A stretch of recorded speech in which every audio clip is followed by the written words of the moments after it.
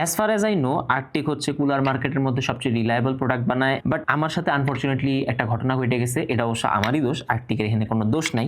এটা হলো আমাদের আর্কটিক লিকুইড ফ্রিজার 3 এর যে ভিআরএম ফ্যান মডিউল, স্পেসিফিক্যালি আমাদের 420 মিলিমিটারের ফ্যান মডিউলটা। তো আমার হাত থেকে আজকেই পড়ে গেছে। ভিতরের ভিআরএম ফ্যানটা একদম আলাদা হয়ে গেছে, মানে ভেঙে গেছে। তো যেহেতু ভেঙে গেছে একটা প্রোডাক্ট, এটা খুলে দেখবো ভিতরে কিরকম কি জিনিসপত্র আছে, একটু অ্যানালাইসিস করা ট্রাই করি। পকেট থেকে যেহেতু জরিমানা যাবেই, নতুন কিছু এক্সপ্লোর করার একটা সুযোগ পাচ্ছি। চলেন দেখি কি আছে।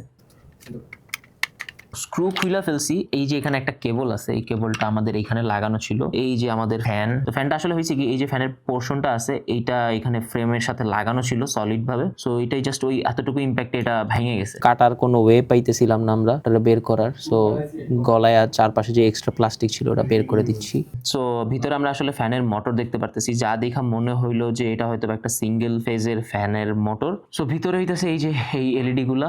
তো বেসিক্যালি যেটা হয় আমাদের কুলারে যে পোগো পিনগুলো থাকে ওইটা ডাটা ট্রান্সফারটা এইখানে হয়। দেন হচ্ছে এই এলইডি গুলো জ্বলে, এলইডি গুলো এখানেই জ্বলে। দেন আমাদের এই ট্রান্সপারেন্ট বা সেমি ট্রান্সপারেন্ট জায়গাটা ইলুমিনেট হয় কালারফুল আরজিবি দিয়ে। দেন এক্সট্রা যে সিগন্যালগুলো থাকে সেটা হইতেছে এই পিন দিয়ে এই কেবল হয়ে আমাদের হচ্ছে এই ফ্যানে পৌঁছায়। দেন আমাদের এই ভিআরএম ফ্যান যেটা, এটা হচ্ছে ঘোরে। আমি যতটুকু জানি তা আপনাদেরকে দেখানোর ট্রাই করছি বা বলার ট্রাই করছি। নেক্সট দেখি কোনো পাগলা এক্সপেরিমেন্ট নিয়ে আপনাদের সাথে ফিরে আসা যায় কিনা।